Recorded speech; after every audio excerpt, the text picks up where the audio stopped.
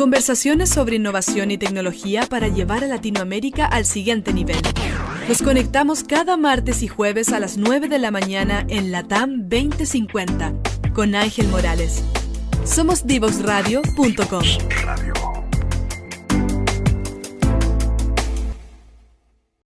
Continuamos en Terremotos, Volcanes y otros monstruos por Divox Radio y hoy día estamos con Magdalena Gil. Ella es socióloga, profesora de la Escuela de Gobierno de la Universidad Católica, experta asociada al Instituto Chileno para la Resiliencia ante Desastres, que es el ITREN, y también investigadora del SIGIRAN. Y estamos hablando hoy en particular sobre resiliencia, y hay un temita que quedó dando vueltas antes que desde mi parada, desde Temuco, lo siento importante. Y tiene que ver un poco con la importancia que le damos a al impacto de ciertos fenómenos que no ocurren tanto en Santiago. Y cómo eso ayuda a determinar un poco los niveles de respuesta y cosas así. Ni siquiera voy a pensar, ni siquiera lo voy a plantear con un terremoto o con una erupción volcánica. Voy a ir algo más allá.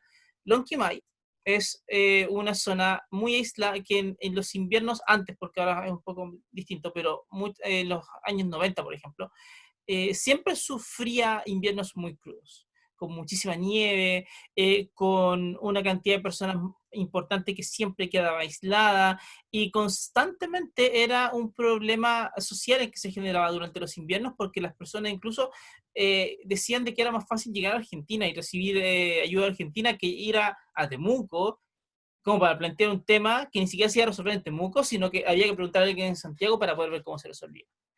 Y ahí estamos hablando de algo que pasa o que pasaba todos los años, en los mismos lugares, y nos pone un poquito el tema de, oye, ¿de verdad no está haciendo tanto daño esta centralización excesiva que ha tenido Chile? Yo creo que, es difícil contestar esta pregunta el 23 de agosto del 2021, porque hay dos cosas que están ocurriendo mientras hablamos. Y una es que se acaban de elegir los nuevos gobernadores y gobernadoras que, si bien todavía no tienen atribuciones demasiado explícitas, tienen el plazo de 1 año para pedir atribuciones al gobierno central, dependiendo de sus capacidades. Y dentro de lo que son las posibilidades de estas nuevas gobernaciones, hay dos temas que destacan y que están íntimamente relacionados con tu pregunta, y uno es el tema del ordenamiento urbano. O sea, ¿cuál es el rol que van a tener estos gobernadores y gobernadoras en la posibilidad del ordenamiento urbano, que es crucial para todo lo que tiene que ver con desastres, lo que hablábamos el módulo anterior de anticiparnos, ¿no es cierto? Anticiparnos es ordenar el territorio y el uso del suelo de una manera en que no aumente y amplifique los riesgos. Entonces eso es súper relevante, y ahí ojalá que los gobernadores y los gobernadores tomen esa opción, o sea, tomen esa batuta y vayan en el fondo avanzando en términos de esas capacidades. Y lo segundo es ya más en particular el tema del manejo de las emergencias y la anticipación ante estos eventos puntuales.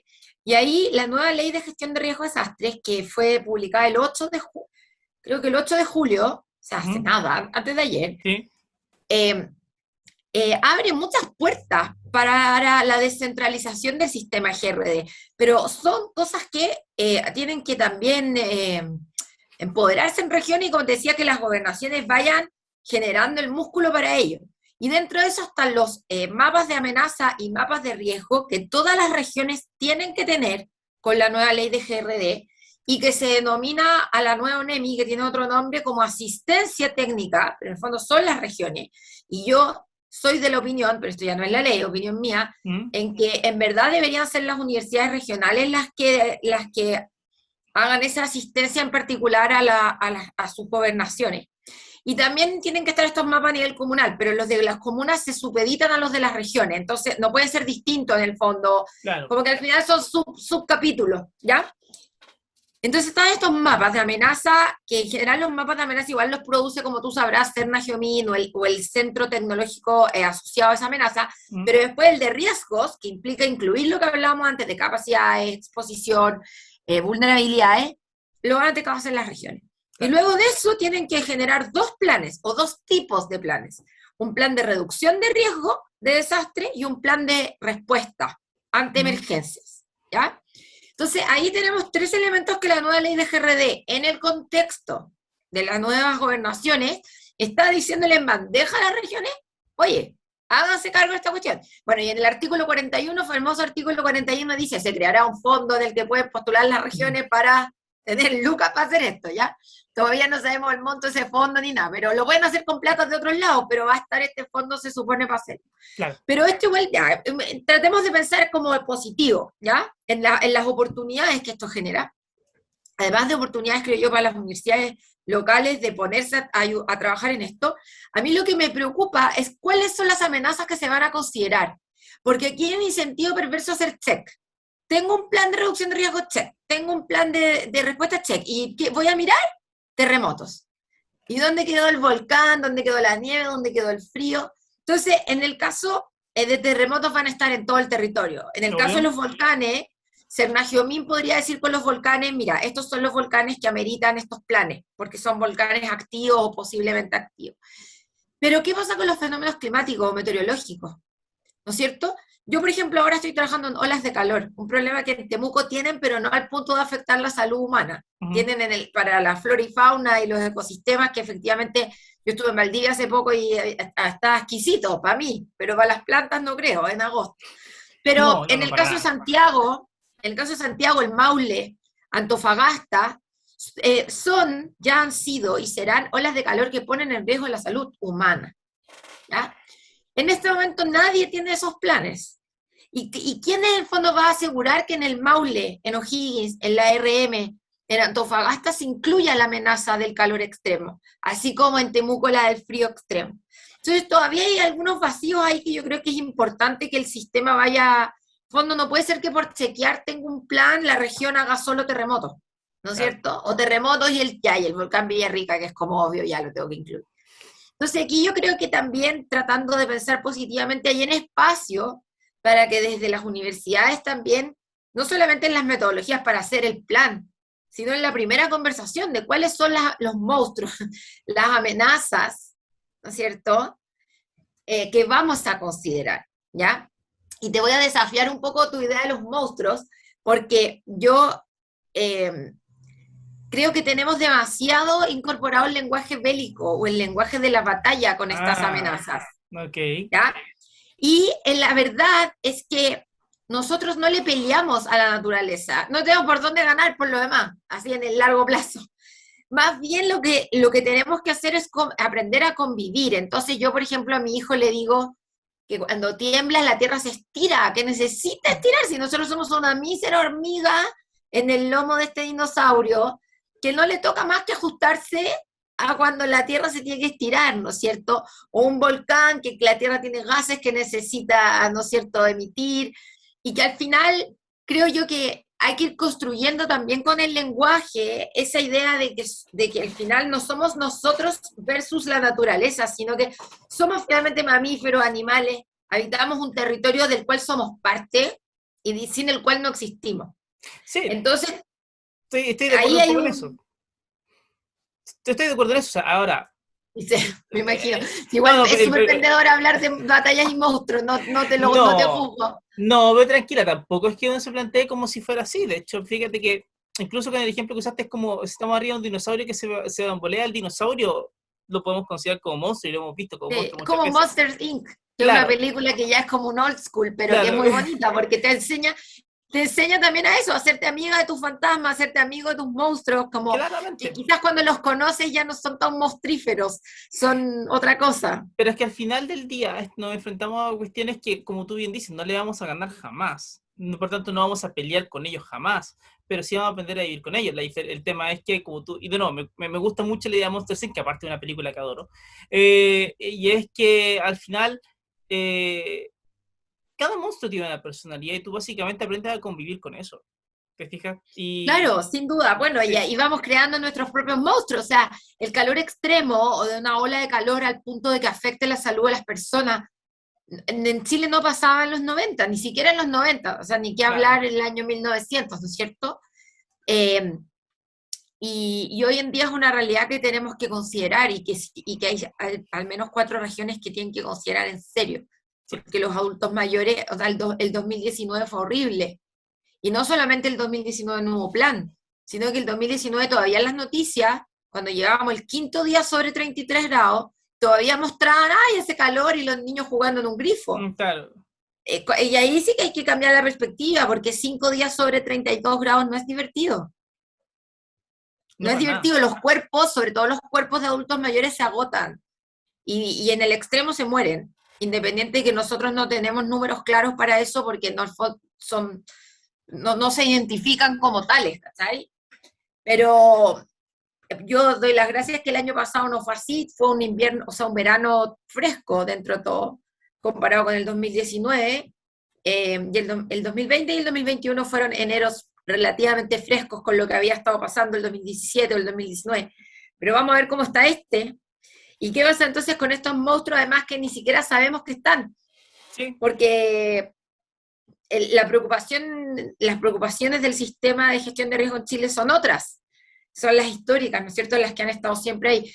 Y en general yo creo que tenemos un déficit con los temas meteorológicos o climáticos muy grande. O sea, hablando de lo que tú decías antes, estar preparado, las capacidades de ser resiliente, también esto es en relación a qué amenaza. Porque no somos el mismo país frente a terremotos que frente a volcanes, y para qué decir frente a fenómenos meteorológicos o climáticos. No, para nada. De hecho, incluso No somos el mismo país ni tenemos las mismas capacidades. Hay un chiste de que en una ciudad grande como Santiago viene un terremoto de magnitud 8 y no pasa nada, pero llueve 2 días y esto es una locura. Bueno, que así es, pues. O sea, es como Claro. que en Chile, si tú me dices, ¿en qué otro país del mundo, si tú me dices, mira, ¿qué prefieres vivir? ¿Un terremoto 8.8 el siguiente año? ¿No es cierto? O, no sé, o una ola de calor de 10 días. Yo me voy con el 8.8, o sea, esta ciudad resiste. Esta ciudad resiste, no me cabe duda. Mientras no, con el tsunami ya tendríamos que empezar como a calcular que sería peor, pero desgraciadamente es así, o sea, el calor es algo para lo que no estamos, nuestras casas no están preparadas, nada está preparado. Bueno, entonces, bueno, ¿ante qué? ¿Ante qué somos resilientes? Sin duda que hay capacidades que sirven para todo, pero hay otras cosas que no, y en temas de anticiparse, por ejemplo, también nuestras capacidades científicas de anticiparse a un evento como un terremoto o un volcán. O sea, el Tupungatito hizo como, se rasguñó un poquito así ayer y ya hubo algo que lo detectó y sabemos cuánto es. O sea, perdón, pero todos los que estudian clima lloran ante eso, porque no han tenido jamás para Chile datos tan exactos. Claro. O sea, la tromba viene, va, pasa, y después los climatólogos lo van ahí como a mirar qué pasó, pero no hay, y eso no es porque ellos o ellas sean peores científicos, es porque nunca han tenido el apoyo que han tenido los geólogos o el área más geológica, porque el Estado de Chile les dice, bueno, pero si tienen las imágenes del satélite europeo. Y fantástico que existan, pero ¿qué pasa con sensorizar otras cosas? Las islas de calor. Volviendo al tema de las olas de calor. Una isla de calor es un lugar de una ciudad donde puede hacer 3 o 5 grados más que en el resto de la ciudad por distintas razones de infraestructura o qué sé yo. Hay estudios de Santiago de Concepción, pero no hay un monitoreo.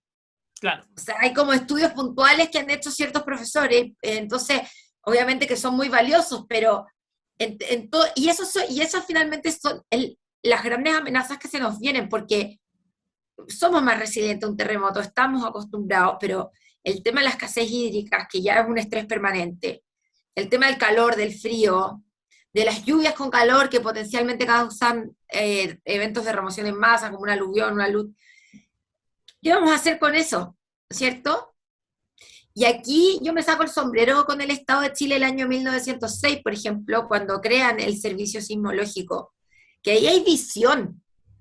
O sea, ahora suena obvio, ¿no es cierto?, cómo Chile no va a tener un sistema sismológico de primera, pero cuando el año 1906 el Estado de Chile se la juega por eso, hay críticas, pierden votos, hay gente que estaba convencidísimo que los terremotos eran un tema de las estrellas y por lo tanto la plata había que ponerle en los observatorios, y ahí el Estado dice no, sin tener idea de placas tectónicas de nada, se la juega por la hipótesis geológica, se contrata a unos franceses, se instala la primera red. Hay decisiones que son power, ¿cachai? Igual claro. Cuando se hace después del terremoto de Talca la primera norma sísmica, que finalmente es decir, primero, es decir, usted no puede construir como se le dé la gana, ¿ya? Que ahora también nosotros estamos acostumbrados, pero eso no necesariamente es así. Y segundo, es decirle a todos los ciudadanos y ciudadanas, no solamente usted no puede construir como se le dé la gana, tiene que construir 4 veces más caro. Sí. Y aperraron con la decisión nomás, po. Y acuérdate, por Aperraron. ejemplo, y acuérdate que eso incluso se sostuvo frente a la gente de Magallanes, que no sé si te sabes la historia, pero como en Magallanes no tiembla tanto, porque el límite de placa es Sí. distinto, cuando, por ahí por 1949, la gente, un grupo de arquitectos de Punta Arenas manda una carta a Santiago pidiendo que, oye, por favor decretemos esta zona asísmica porque no tiembla acá. O sea, aquí no pasa nada y por tanto nos están haciendo gastar mucho más dinero en una situación, en una cuestión que necesitamos. Mandaron la carta y a las 2 semanas hubo un terremoto de magnitud 7.5 en Punta Arenas. Ah, la tierra le Recordándoles que no, muchachos, de aquí de esto No conocí esa historia, pero está buena. no, pasa. Entonces, mira. Mira, sin duda Sí. Cuando se hace la primera norma sísmica chilena, el costo no es tan grande porque no era un país de grandes industrias, ni de grandes rascacielos, ni mucho menos, ¿no es cierto? Claro. Entonces pareció, pero aún así yo creo que hay una decisión política informada súper potente, o sea, igual requirió capital político hacer algo así, porque al final eso es lo que arrastramos, en este caso usado como positivo, Uh-huh. arrastramos de capacidades, y que hoy día al final cada vez que tiembla se actualiza la norma, pero es una norma carísima, pero en el mediano, ni tan largo plazo conveniente, porque es menos cara que reconstruir, Exactamente. ¿no es cierto? Pero tú te imaginas lo que sería en el Chile actual, poner una norma así, de cero. No, es una Imposible. locura. Y de No hecho se eso es lo puede. que vemos con incendios. Sí. Eso es lo que vemos con incendios, eso es lo que vemos con la ley de costas, con los tsunamis. Los costos son tan altos y al final se bloquea la discusión. Si eso es lo terrible, yo creo, porque yo entiendo, o sea, tampoco se trata de que no se pueda construir en la costa, pero tú tienes que construir donde puedas evacuar, por ejemplo, eso es como un mínimo. O sea, si es inevacuable tu sector por la razón que sea, pucha, no sé, ya. O quizá el sector es evacuable, pero ¿quién va a evacuar? Tu caso, por ejemplo, ¿Cómo? también del volcán Villarrica, ya que ahí lotean, ya hacen unas parcelas, que yo veo los precios y digo, pero ¿por qué si se va a abrir la tierra y va a salir lava? Pero ahí son carísimos, qué sé yo. Ya. Bueno, que construyan, si total la cuestión va a pasar cada 100 años. Pero ¿por qué no podemos obligarlos a además construir las vías de evacuación? ¿Por qué tiene que el Estado ir en helicóptero a salvar a esa gente algún día? O construir las vías de evacuación para que las tengan. O sea, tenemos que abrir la conversación hacia esa resiliencia, ¿no es cierto? Y quizás se va a hacer más caro construir en algunos lugares, bueno, pero veremos quién está dispuesto o no está dispuesto, ¿no es cierto? Claro. Sin embargo, yo creo que en muchos temas, como el tema de los volcanes o la ley de costa, ha habido quizás incluso una estrategia de polarizar diciendo, es que no se va a poder construir en ningún lado. En ningún lado. Y es que no, loco, no es que en ningún lado, pero a este lado con estas condiciones, que en el fondo lo que se hizo con la primera ley sísmica, cuando se declara por tipo de material lo que tú puedes y no puedes hacer. Uh-huh. Pero ahora, hoy en día ha sido mucho más difícil, cuando ya en el fondo para distintos fenómenos está súper instalada una manera de hacer las cosas y que desgraciadamente es como, si alguien compra, bueno, esa persona adquirirá el riesgo y la persona en verdad no tiene idea, ¿no es cierto? No, porque nadie le dice. No tiene idea, la información está, ojo, o sea, si alguien nos está escuchando y se quiere comprar la parcela, la casa en la playa, la información está, métase al Visor ONEMI Chile preparado y puede ver si está proyectado o no está proyectado la inundación. Pero acuérdate que un tema es que la información esté, otra cosa es cómo realmente una persona lo comprende, y ahí tenemos fallas que son complejas. Por supuesto. Sí. Además que el visor ONEMI yo puedo saber a dónde va a llegar la ola proyectada, pero sí. ¿En qué me fijo? ¿Me fijo en la vía de evacuación? ¿Me fijo en, no sé, obviamente? Pero yo, por ejemplo, a mí me gusta leer como las revistas que vienen el fin de semana, bueno, las que quedan, que no son muchas, pero que vienen del diario, y traen propagandas inmobiliarias. Entonces, para matarse la risa, porque dice tu casa frente al mar, y yo como que veo el tsunami así, o sea, tu casa con vista a los volcanes, y yo digo, pero ¿cuál es el afán de glorificar el riesgo? Porque no, realmente es eso, ¿no es cierto? Una tras otra. Tú sabes que mi señora, bueno, esto es como para cerrar, porque igual estábamos como en el tiempo, pero sí, claro. mi señora, la primera vez que fuimos a Dichato, fue post-tsunami, o sea, fue hace no tantos años atrás, la verdad. Y ella y ella fue la que, ya, yo me consigo dónde vamos a quedarnos y todo el tema. y se buscó un lugar específicamente que quedara por sobre 30 metros de la costa, sobre 30 metros sobre el mar. Y no me dijo, y cuando llegamos allá dije, ok, estamos sobre 30 metros, está bien, perfecto, me siento más tranquilo ahora en esta estadía. Al final hay un tema de comunidad también que tenemos que de pronto nos cuesta, yo creo. Sí, sin duda, y al final también tenemos que fortalecer que suene bien estar preparado, porque a veces también el problema es que las municipalidades, hay municipalidades que no les gusta poner los letreros, porque dicen, es que el turista se va a sentir inseguro. Sí. ¿Cómo damos vuelta a eso para que en verdad sea, me siento preparado, sé por dónde evacuar? Porque está bien, te va a pasar una de las 500, pero tiene que ser posible evacuar, tenemos que saber por dónde evacuamos, tienen que estar mantenidas, es un tremendo tema que no vamos a alcanzar a discutir, pero resiliencia es en muchos sentidos mantención. Es mucho más entretenido para los políticos cortar cintas de cosas nuevas. Exactamente. Es menos trendy, menos sexy mantener, pero mantener las vías de evacuación despejadas, mantener las infraestructuras que no se caigan es fundamental. Y bueno, tiene sus obstáculos. Bueno, me parece, Magdalena, que vamos a tener que seguir conversando esto en otro programa porque nos quedan como 4 horas más conversando tranquilamente. Sin duda, sin duda. Así que, bueno, te agradezco mucho que hayas estado con nosotros el día de hoy y claramente tenemos que seguir conversando porque nos quedan temas como eso de la mantención y cómo qué transmitimos son muy importantes. Así que, muchísimas gracias por estar con nosotros el día. Gracias a ti, Cristian. Bueno, que te vaya muy bien. Adiós. Chao. No te quedes fuera. Conversaciones de minería y energía con Nancy Pérez y Pamela Chávez. Cada martes y viernes a las 15 horas. Recursos con perspectiva. Recursos con perspectiva. Somos divoxradio.com.